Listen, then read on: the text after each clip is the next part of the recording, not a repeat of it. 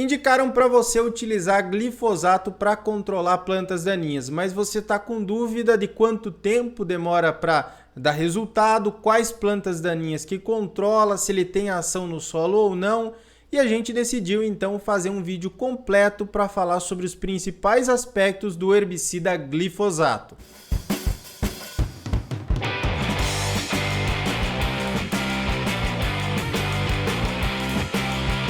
Olá pessoal, sejam todos muito bem-vindos a mais um vídeo aqui do canal AgroBrasil. Lembrando para vocês deixar o like, se inscrever no canal, compartilhar esse vídeo, toda aquela coisa que é extremamente importante para a gente continuar trazendo conteúdo agro aqui para o YouTube. Vou colocar uma observação antes de começar esse vídeo. Só utilize qualquer herbicida com orientação do engenheiro agrônomo, também fazendo uso de EPIs, tá? São produtos que você deve ter esse cuidado, certo? Mas é um produto que tem no mercado, a gente pode utilizar, então a gente vai falar sobre os principais aspectos que você deve saber também para tomar mais cuidados para utilizar de uma melhor forma. Primeiro de tudo, o glifosato é muito antigo, a molécula foi desenvolvida, foi achada por acaso em 1950 por um químico suíço chamado Henry Martin.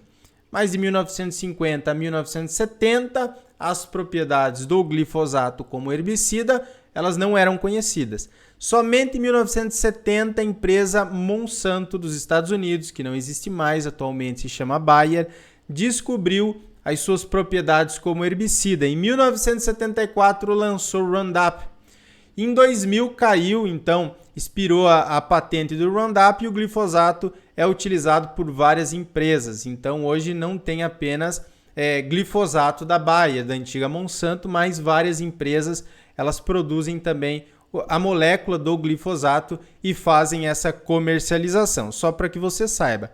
E é o herbicida mais utilizado a nível global, né? E vocês vão saber por que ele é utilizado, porque ele tem características bem interessantes. Primeiro de tudo, o glifosato não apresenta ação nas sementes que estão presentes no solo. Tem muita gente que tem essa dúvida. Será que glifosato tem ação no solo?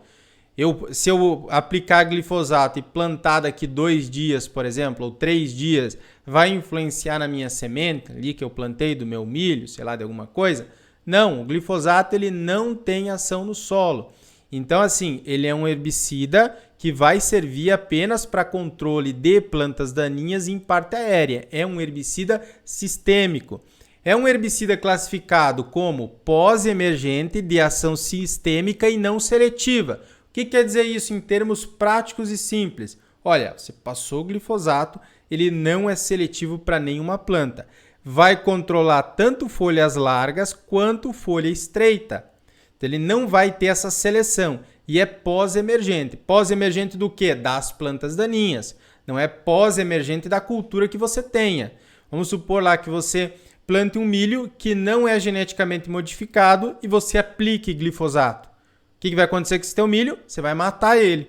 Então, para aplicar em milho e em soja, ele deve ser geneticamente modificado e resistente ao glifosato. Se você aplicar em uma planta que não tem essa modificação genética, ele vai acabar matando ou vai acabar ali causando uma fitotoxidez. Sua ação é relativamente efetiva em diferentes estágios da planta-alvo. Então, ela pode estar muito pequenininha lá, 2 folhinhas, vai controlar muito bem, e plantas maiores também. É claro que dependendo da condição da tua lavoura, você tem que muitas vezes associar com outros herbicidas ou aumentar a dose. Se tu tivesse plantas muito pequenas, você poderia utilizar 2, 3 litros por hectare. Com plantas maiores de mais difícil controle, você vai ter que aumentar essa dose para 5, 6 litros por hectare. Então, ela é efetiva em diferentes níveis de desenvolvimento dessas plantas daninhas, mas quanto maior, mais difícil é o controle e também, em muitos casos, tem que ser feita associação com outros herbicidas. O modo de ação do glifosato aqui, ele é de bloqueio da enzima EPSPS, tá? Que dá origem a uma série de aminoácidos essenciais para as plantas.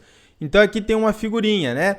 De aonde que o glifosato ele vai atuar. É nessa enzima EPSPS que dá origem a aminoácidos essenciais como a tirosina e a fenilalanina. E esses aminoácidos aqui vão dar origem à lignina, outros compostos essenciais para o desenvolvimento da planta. Então veja, tem glifosato ali, a planta não consegue completar a sua fisiologia e ela vai acabar morrendo dependendo da quantidade de glifosato que você aplicou.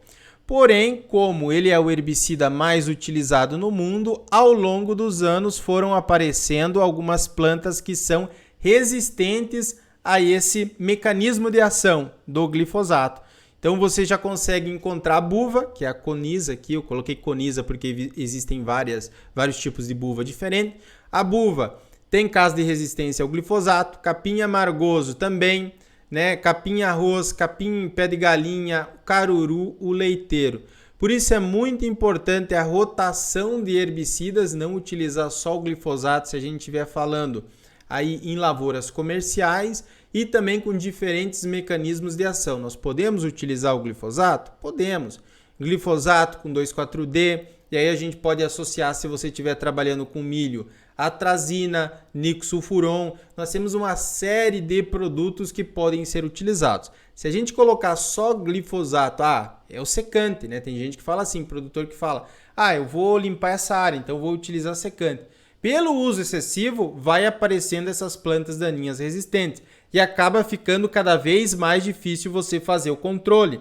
Tem muitas áreas no sudoeste do Paraná que a buva tem uma estrutura de reprodução, uma semente muito pequena que é dispersa pelo vento. Que o que aconteceu? Ao longo dos anos, essa buva resistente ao glifosato foi aumentando o seu número, aumentando a sua população regional e hoje praticamente não se utiliza glifosato para controle de buva porque já tem muitos casos de buva resistente. Por isso que eu devo fazer rotação de princípios ativos de diferentes herbicidas para conseguir controlar também essas plantas daninhas. Então tem bastante caso de resistência e você deve ficar atento a isso. Aplicou glifosato lá na tua área, ficou muita planta daninha, é resistência a esse mecanismo de ação, a esse herbicida. A gente deve fazer uma rotação e trabalhar também com outros produtos. Vamos lá, vamos falar sobre alguns fatos sobre o glifosato. Então o glifosato ele vai controlar tanto folhas largas quanto folhas estreitas, diferente de um 2,4-D.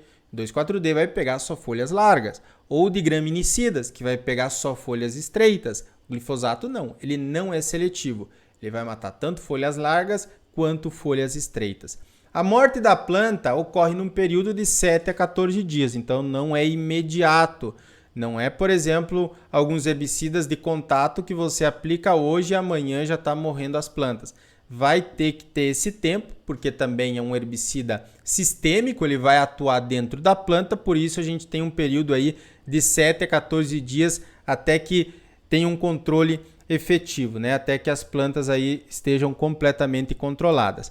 É um herbicida sistêmico que se movimenta para as regiões de crescimento da planta, não pode estar num período de seca, porque também você não vai ter uma boa translocação dentro da planta, ele não vai ser absorvido e não vai haver o controle.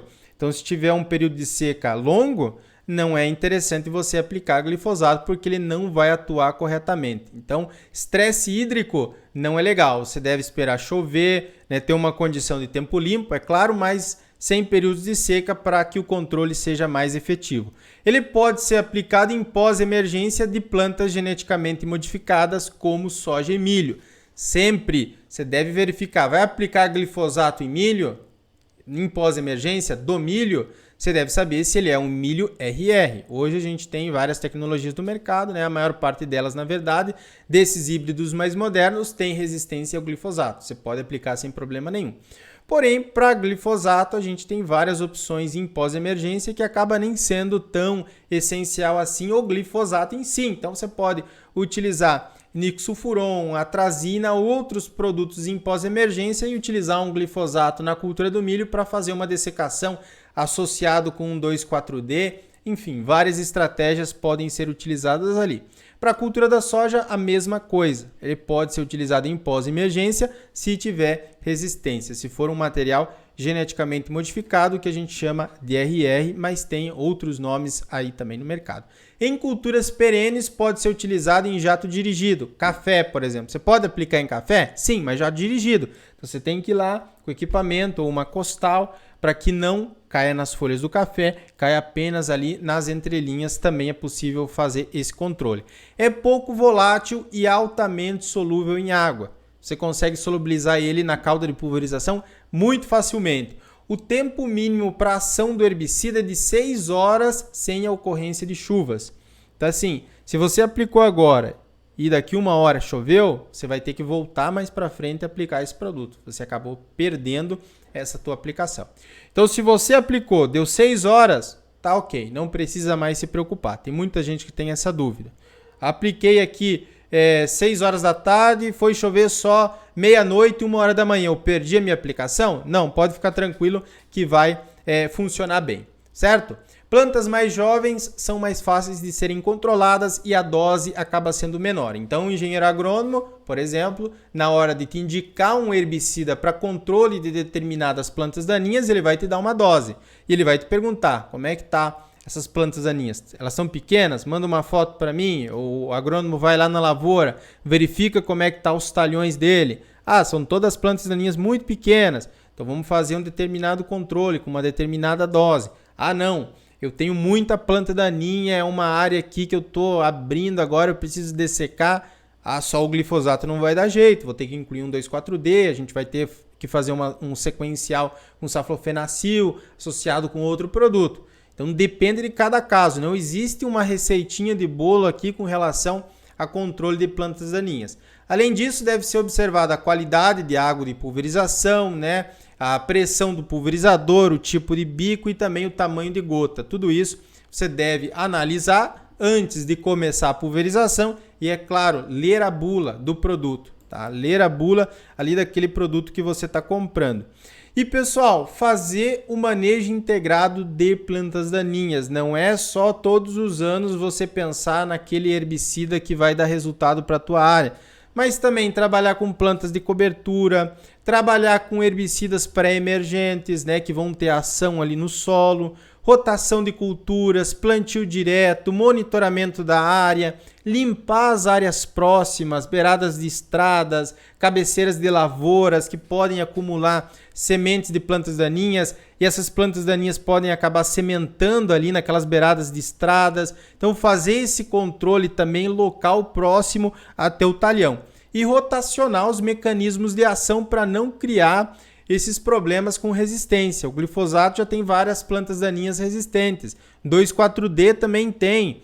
Inclusive tem plantas daninhas que têm resistência a 2,4-D e a glifosato, porque não é feita essa rotação de mecanismos de ação. Então, tomar bastante cuidado.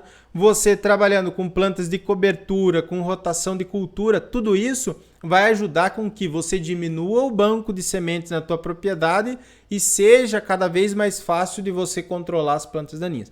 Também evitar deixar áreas de pousio. Eu sei que em muitas regiões do Brasil ainda se tem isso, se deixa muita área de pousio e aí acaba vindo muita planta daninha diferente, muita planta daninha de difícil controle e aí você vai ter que gastar mais para frente para controlar, vai aumentar o teu banco de sementes, pode criar resistência a determinados herbicidas e você pode ir aumentando esse problema de plantas daninhas, então sempre cuidar também com relação a isso.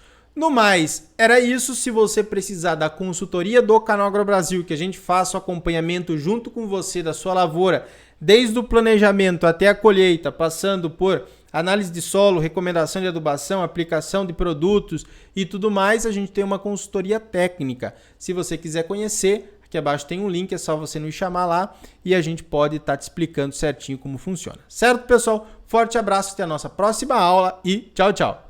Obrigado por assistir o vídeo até o final. Além de curtir, comentar e compartilhar, conheça os nossos cursos profissionais e a nossa consultoria agrícola individual. Para saber mais, é só clicar nos links disponíveis na descrição.